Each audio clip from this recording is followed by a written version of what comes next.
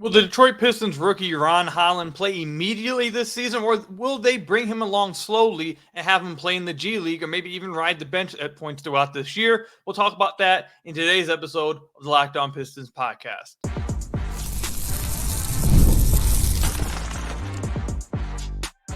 You are Locked On Pistons, your daily Detroit Pistons podcast, part of the Locked On Podcast Network, your team every day. What's the deal? Welcome back to another episode of the Locked On Pistons podcast. Per usual, I'm your host, Kuka Hill. You can find me over on Twitter at Kuka Hill. I want to thank you guys for making Locked On Pistons your first listen of every single day. We're free and available on any podcast platforms. If you haven't already, hit that subscribe button to the YouTube channel or leave us a 5-star review on whatever podcast platform you're listening to this on. That's another great way to support the podcast. And today's episode is brought to you by Game Time. Download the Game Time app, create an account, and use code LOCKEDONNBA for $20 off your first purchase. Terms apply with Game Time. So in today's episode, we'll break down whether we believe Ron Holland will play immediately for the Pistons this year. Also, do the Pistons have a sneaky move up their sleeve that obviously we don't know and can't see yet? It does an update on the current roster and the current standpoint of where this team stands at this point in free agency. So I do want to give you guys this update, though. For those of you guys watching on YouTube, you guys are going to see me in this same outfit for the next 3 episodes because I'm recording the next 3 episodes today. This is the 4th of July, so happy 4th of July to everybody. I'm recording all the episodes that I'm planning out for while I'm gone over the next week. Anyone who didn't know, I've said it a few times, but I will be gone for the next week, so I'm playing ahead episodes for you guys. So this one will be posted on Friday. I have a few episodes already scheduled out for you guys on Monday and Tuesday, so stay tuned for that. I'm holding out. I haven't recorded the episode for the 4th of July yet. I'm waiting to the very last second in hopes that the Pistons do something and I can cover it because I really would be disappointed if they waited until I was gone to do it. But we'll see how that goes. You guys will be able to tell by the episodes that get put out whether that happens or not. But anyways, let's go ahead and get into it. So will Ron Holland play immediately? Now, Ron Holland is the Detroit Pistons' 5th overall pick of this last draft, obviously. Extremely high ceiling prospect. A really damn good athlete, good slasher. We've talked about Ron Holland on the podcast already. We've had our friend of the podcast, Hal, come on the podcast and talk about Ron Holland as a prospect. We've had Bryce Simon come on the podcast and talk about Ron Holland as a prospect. But I don't know I think the question of whether Ron Holland plays immediately is kind of out of his hands. I think it kind of goes above him, how good of a prospect he is, how good of a player he is. I think it kind of goes above him at this point. And I honestly don't think we'll know whether he'll be able to actually crack the rotation until everyone sees how the Pistons finish out their offseason. So if we want to just go through what, as of the 4th, I'm recording this, as of the 4th, what the Pistons starting lineup and what the rotation may look like. Let's just spitball here. So let's go ahead and say you got Cade, you got Jane Ivey, you got Simone Fontecchio, you got Stu, and then you got Jalen Duren. Backing up right now, you have THJ. You have, and this is just spitball. It isn't really the starting lineup and bench. Just guys coming off my head. So you got THJ, you got Sasser, you got Tobias Harris, and you got Asar Thompson. So that's 9 guys right there that I just named that figure to be a part of the rotation. And the Pistons still, at this point that I'm recording this, have around $26.5 million left in free agency. And we'll talk about that in the second segment in a little bit. But as of right now, looking at that rotation, looking at the roster as of right now, it is a little tough to see, okay, where is Ron Holland going to fit in at, and who is he going to be taking minutes from? He's not going to be taking minutes from at this point. Again, things could completely change. That's why it's tough to have this conversation right now. But he's not going to take minutes from Ivy, I don't think. He's not going to be taking all the minutes from Asar. He's not going to be taking minutes from Tobias. So where is he fitting in at? So I want to say, as of right now, that I'm leaning towards he'll be brought along slowly, and you'll see him in the G League quite a bit at the beginning of the year. That's where I initially want to lean towards. That it's just a numbers game, and until the Pistons make a move that maybe cut down to the potential rotation player spots, that I don't see the serious pathway for him to minutes. That's where I'm leaning. However, over the last few years, we have watched the Detroit Pistons play every single one of their top picks immediately. I'm not sure if there has been a top pick the Pistons haven't played almost instantly, going all the way back to Killian Hayes' draft. Killian Hayes started right out the gate.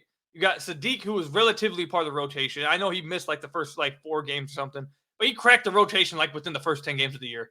Isaiah Stewart, same thing. Now, obviously, Cade Cunningham, Jane Ivey was in the rotation instantly. Jalen Duren was in the rotation instantly. Masar Thompson was in the rotation instantly. Heck, even Marcus Sasser was kind of in and out of the rotation instantly as well. So it's like, is this going to be the first year that the Detroit Pistons just don't play one of their top 5 picks instantly? And some of those guys I just named obviously weren't top 5 picks. Hayes was 7th. Sadiq, I believe, was like 16th. And then Isaiah Stewart was like 19th, somewhere around there. I may have those two mixed up. But not all of them were top 5 picks is what my point is. You got Duren, who's at the end of the lottery. So is this going to be the first pick where the Pistons just don't play him out the gate? That's tough for me to believe for a few reasons. One, because of, like I just said, that they've played all their guys recently right out the gate. The second reason why I find it hard to believe, this is Trajan Langdon's guy. Now, he inherited the roster that is led by Cade Cunningham. So you'd figure that Cade is his guy. Like, you figure that he is an absolute huge fan of Cade, whatever. And it sounds like they're getting close to a max extension they're going to sign. So you'd figure that. But if we want to be real, if we all just want to be completely real, the only guy here that Trajan has legit ties to, and maybe, I guess you could say, feels, what's the right word? I don't want to say responsible, but I think you guys get what I'm saying. The only guy that's really Trajan's guy is obviously Ron Holland so far.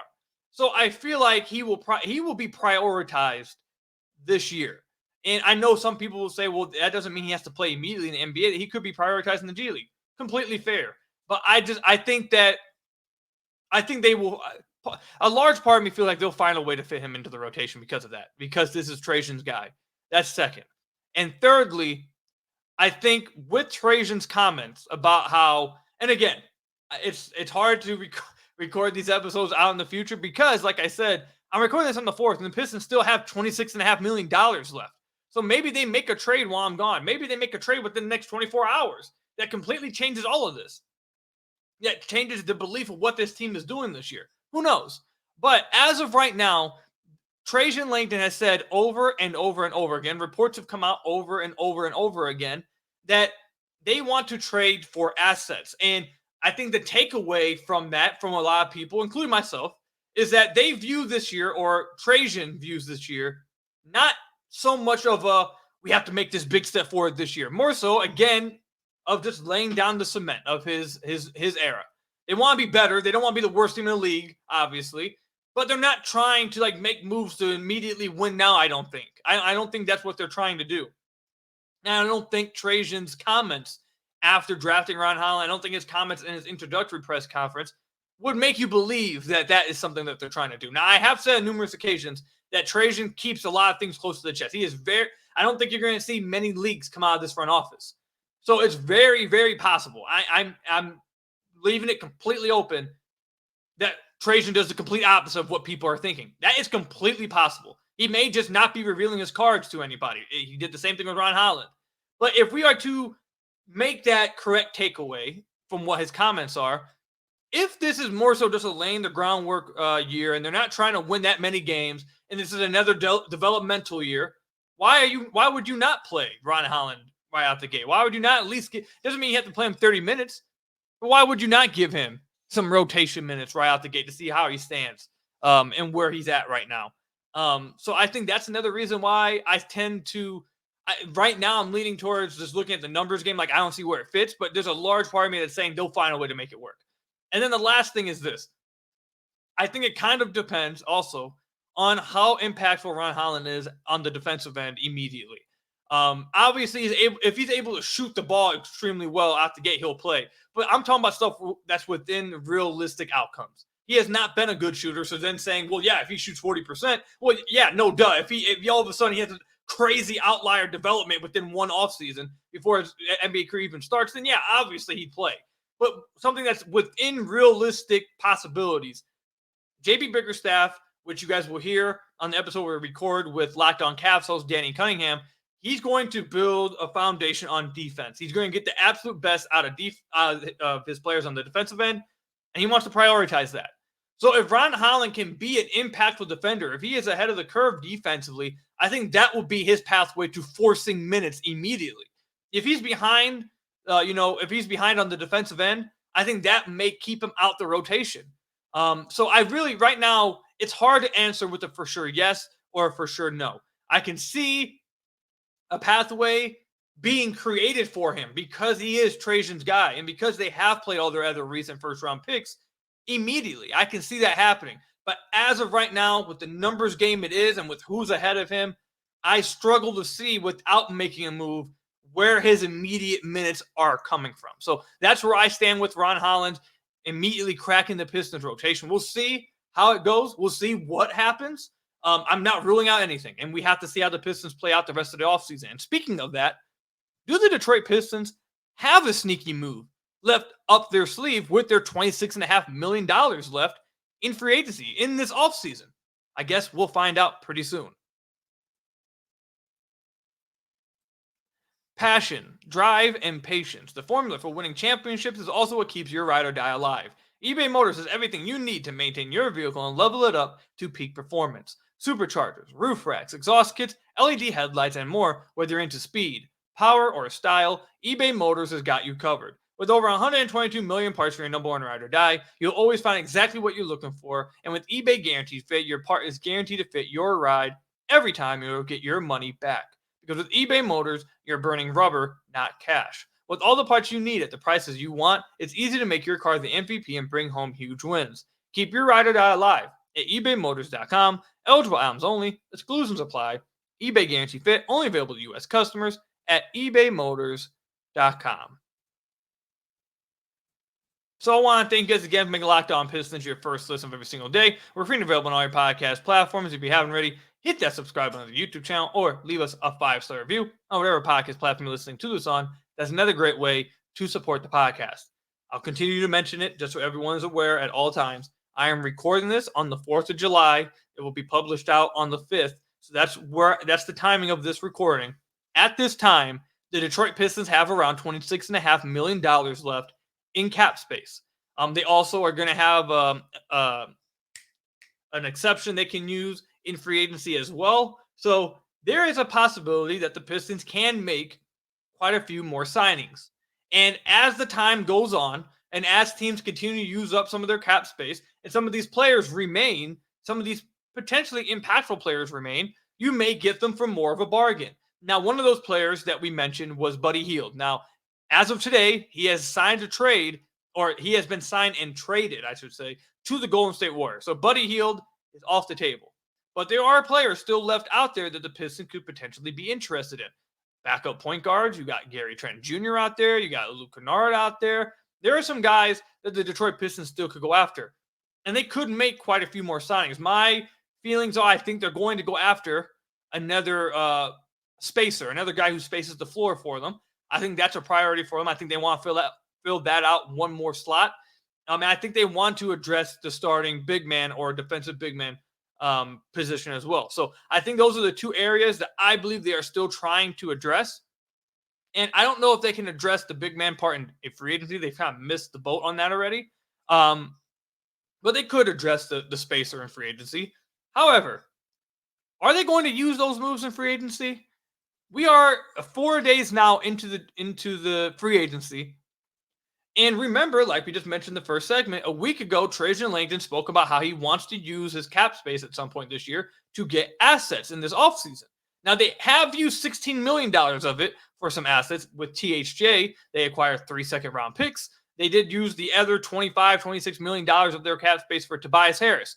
That's where they are at right now. So they have made one move that included getting some kind of assets.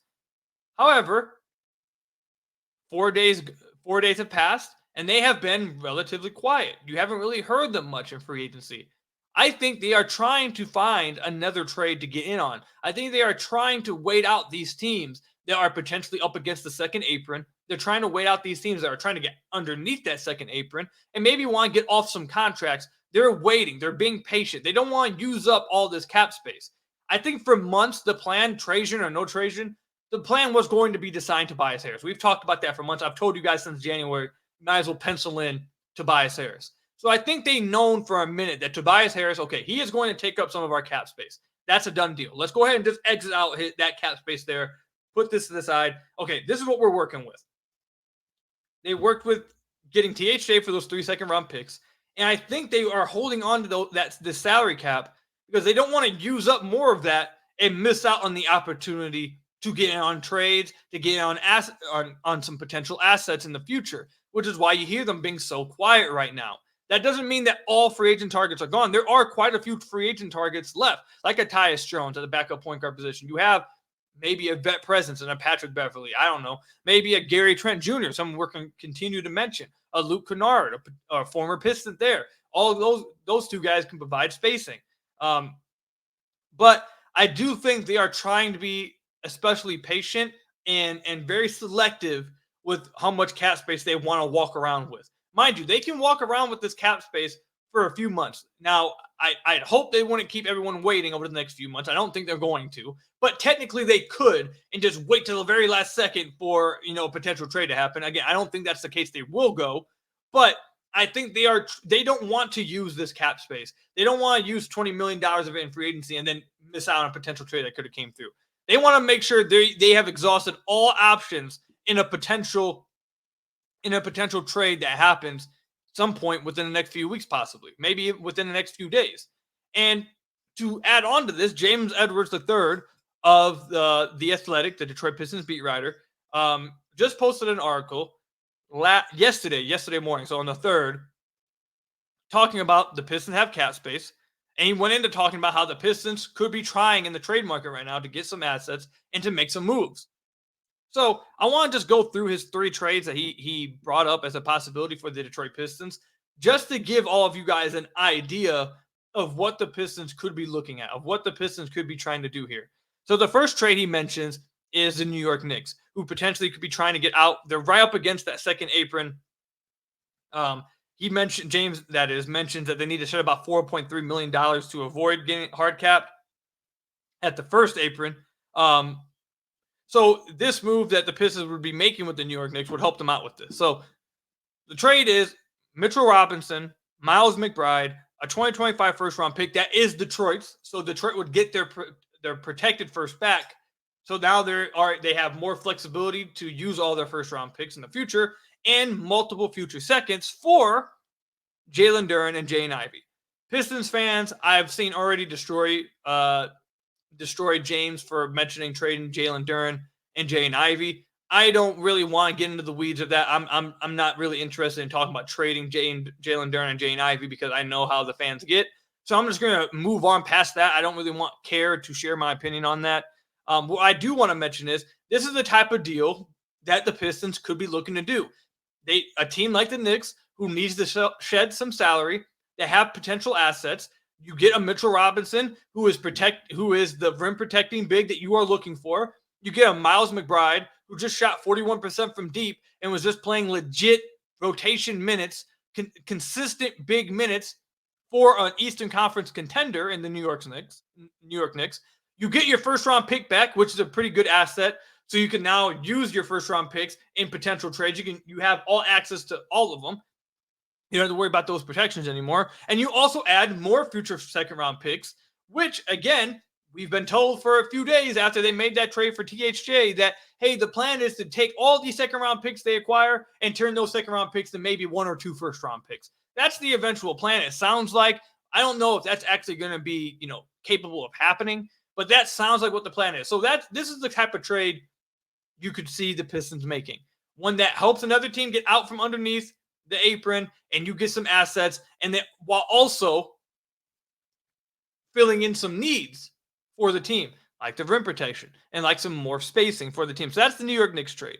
The next trade he mentions is the Los Angeles Lakers. You deal with them, you help create some space for them, which I don't think that this is really an option anymore because LeBron at this time was talking about he would take less money to try to acquire another player. It doesn't sound like it. We just got a report that LeBron's signing for the max now after they missed out on Clay. So I don't know if this trade would really be on the board for the Pistons anymore. This potential, trade partner. I don't know if the Lakers really. It feels like the Lakers are kind of stuck now at this point. But before that, the trade offer that James had mentioned was the Pistons just sending a second-round pick and the Pistons receiving Gabe Vincent, Jared Vanderbilt, a future first, and multiple second-round picks. Again, another example of helping another team get out from underneath the apron, create some space for them. The Pistons don't really give up anything in value. And at the meantime, you fill out your backup point guard position, you get another defensive wing, you get another future first to pack in, and more future seconds to potentially package together to get another future first. So that's another deal, just to give another idea of what could possibly be happening. And then there's the Milwaukee Bucks one, which I find incredibly interesting. A few episodes ago, we talked about potentially the Pistons needing to call about Brook Lopez. I mentioned on the podcast that there was a report earlier in the offseason that the Bucks wanted to be a little bit more versatile defensively instead of just staying in a drop the entire time, having their base defense be drop defense. So, we just got a Woj notification. What is it?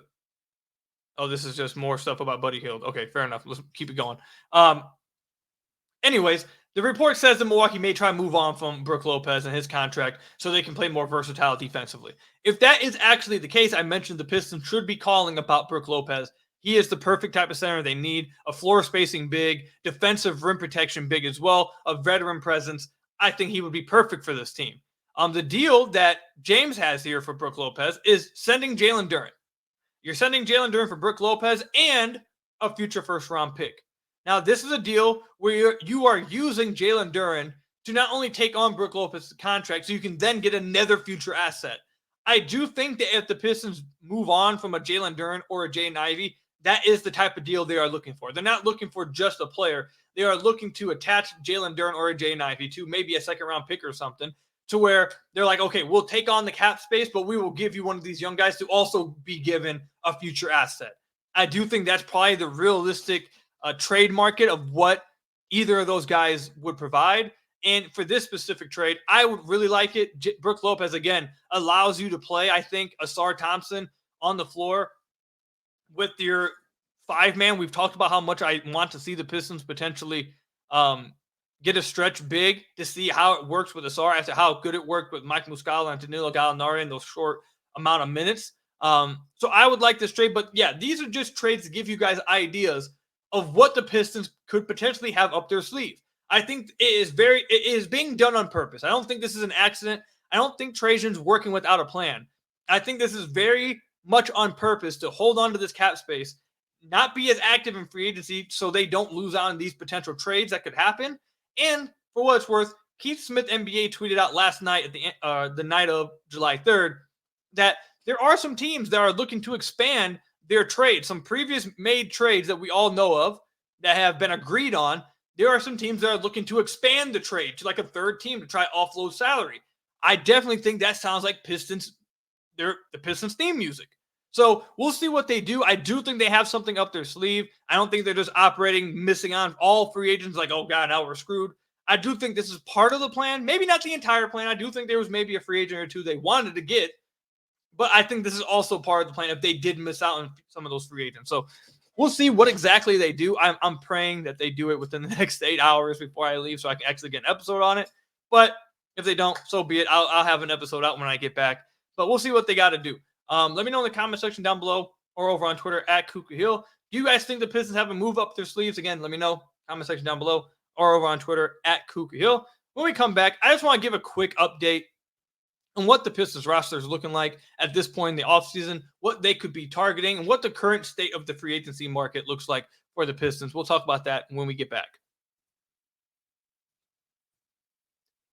So I want to thank you guys again for making Locked On Pistons your first listen of every single day. Free to available on all your podcast platforms. If you haven't already, head to the YouTube channel at Locked On Pistons. Hit that subscribe button or leave us a 5-star review on whatever podcast platform you're listening to this on. That's another great way to support the podcast. So the Pistons have had a few players.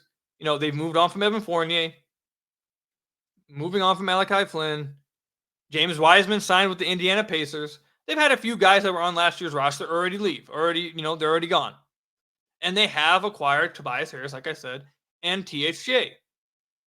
So at this point of the team, or of the offseason, I should say, the Pistons team, if they were to walk into the offseason with this, they would have enough to make a rotation, technically.